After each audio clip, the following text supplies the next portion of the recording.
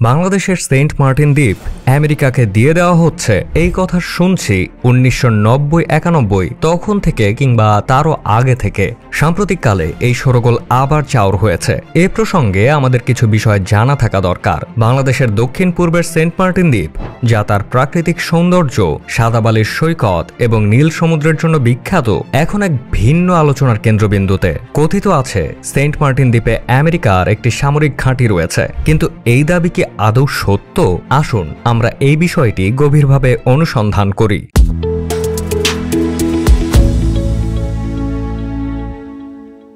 Saint মার্টিনে আমেরিকার ঘাঁটির ধারণাটি প্রথম উঠে আসে কিছু অনলাইন প্ল্যাটফর্ম এবং সোশ্যাল মিডিয়াতে। স্থানীয় কিছু ব্যক্তিরা দাবি করে যে দ্বীপে অজানা বিদেশি জাহাজ এবং হেলিকপ্টার দেখা গেছে। এর সাথে যুক্ত হয় একটি গুজব যে আমেরিকা গোপনে দ্বীপটিতে সামরিক ঘাঁটি স্থাপন করছে, যা বাংলাদেশের নিরাপত্তার জন্য হুমকি হয়ে দাঁড়াতে পারে।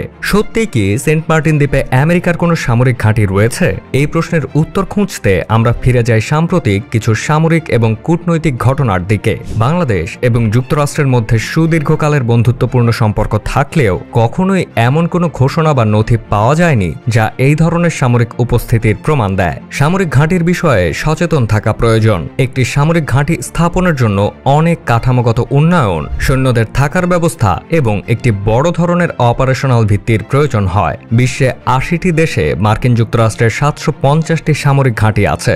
এসবের জন্য যতটুকু এলাকা প্রয়োজন তা হচ্ছে কমপক্ষে ৪০,০০০ হেক্টর জমি। বহির্বিশ্বে মার্কিন যুক্তরাষ্ট্রের ৬৬,০০০ হেক্টর জমির সামরিক ঘাঁটিও আছে। উক্ত ঘাঁটিসমূহে ১০ থেকে ৪০,০০০ সৈন্য থাকে। একটি পূর্ণাঙ্গ বিমানবন্দর থাকে, যার রানওয়ের দৈর্ঘ্য হবে কমপক্ষে ১০,০০০ ফুট, যেন C-130 হারকিউলিস বিমান ফুল লোড হয়ে নামতে পারে।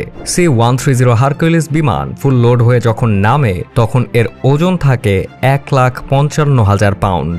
দ্বীপটির আয়তন ছেড়া দ্বীপ ও অন্যান্য চর সহ ৪.৩ বর্গ কিলোমিটার, অর্থাৎ ৪,৩০০ হেক্টর। খেয়াল করুন, ঘাঁটি তৈরির জন্য প্রয়োজন কমপক্ষে ৪০,০০০ হেক্টর জায়গা। দ্বীপটির মৃত্তিকা বিশ্লেষণ করলে দেখা যায় যে এর উপরিভাগে বালু থাকলেও অনধিক ৩ ফুট নিচেই মূলত প্রবাল ও শৈবাল স্তর। এ কারণে ভবিষ্যতে এ দ্বীপের অস্তিত্ব নিয়েই ভূতাত্ত্বিকরা শঙ্কিত।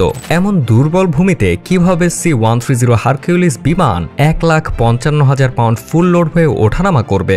এই আয়তনের দ্বীপে কিভাবে ১০ থেকে ৪০,০০০ সৈন্য থাকবে? তাদের অফিস, আবাসন, অস্ত্রাগার, মিসাইল লঞ্চার ও অন্তত ২ ডজন যুদ্ধ বিমান নিয়ে? সেন্ট মার্টিন দ্বীপ ছোট এবং দুর্বল ইকোসিস্টেমের দ্বীপ, যা কোনো বড় ধরনের সামরিক অপারেশনের জন্য উপযুক্ত নয়। এছাড়াও বাংলাদেশের সরকার সব সময় বলে আসছে যে তারা দেশটির সার্বভৌমত্ব এবং নিরাপত্তার ক্ষেত্রে অত্যন্ত সচেতন।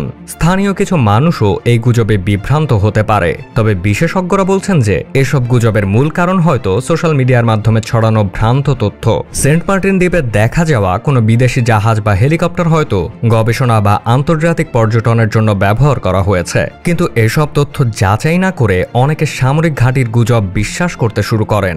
বাংলাদেশ এবং যুক্তরাষ্ট্রের মধ্যকার সম্পর্ক বরাবরই সুদৃঢ় ছিল।